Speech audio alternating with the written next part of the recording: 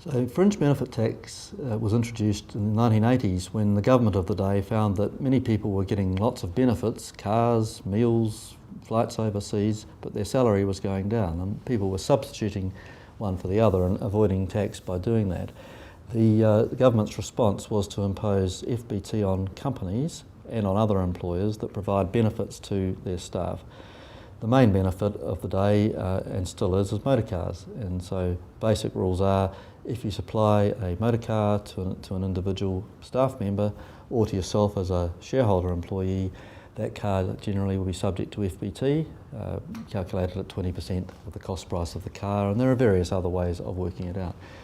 My advice to people, especially if they're owner-occupied companies, is generally not to put their motor car in the company, because that will trigger this fringe benefit tax liability, and that's really based on an assumption that the car's virtually 100% used for business, which it generally, for private, which it generally it won't be. There's normally going to be some split private business use.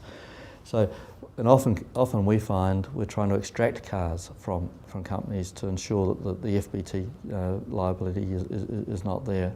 People will often be best to keep cars in their own name and charge through, by way of mileage reimbursement, legitimate business usage of the motor vehicle.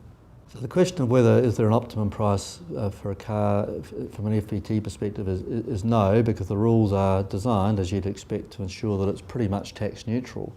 But bear in mind, employers will always effectively build the cost of that car, including fringe benefit tax, into the overall remuneration package. My advice generally to people, though, especially if they're owner-occupied, is with very expensive cars, the Mercedes of this world, keep them out of companies. They're very expensive animals to pay FBT on. Just enjoy them in your own name. There's a lot of confusion around the issue of fringe benefit tax and travel and entertainment, and that confusion's understandable because the rules vary depending on whether it's you as a shareholder employee enjoying the entertainment with clients or whether you're taking staff out. Basic rule of thumb, if you're taking your staff out for a big shindig, generally speaking, that will be subject to fringe benefit tax if it's off the premises. Contrast that with taking clients out, possibly with one or two staff as well, that will not be subject to fringe benefit tax, but only 50% of the cost of the entertainment is tax deductible unless you go off and do it, ironically, offshore. So quite different rules, and things like free accommodation in houses, they're outside the FBT rules, but they do have tax consequences. So you do have to be careful when you're structuring the things people enjoy, a bit of booze, a bit of partying, shows, trips on boats. The tax rules are quite complex, and get advice before you do it. Once you've got that advice, just follow it. You don't need to keep going back to an accountant. Once you've got a basic roadmap, follow it. So the question of travelling overseas often comes up: do I get a full deduction for tax purposes or not, and do I have to worry about the tax man chasing me? Follow your common sense, because that's what the rules do, surprisingly enough. If you've got to go to London on an export drive, for example, that the cost of that return airfare, business class if necessary, will be tax deductible, provided the business purpose is the main purpose of your travel.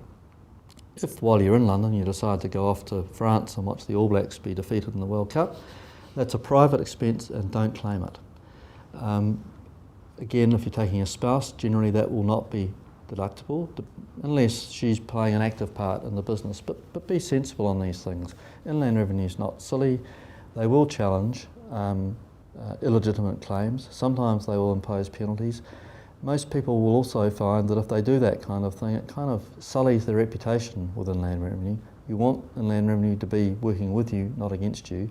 And I've had some unfortunate examples over the years of people who've had to come and see us to help sort out problems where they have claimed expenses which really weren't kosher, and at the end of the day they've had to front up with penalties and interest. It's just not worth it.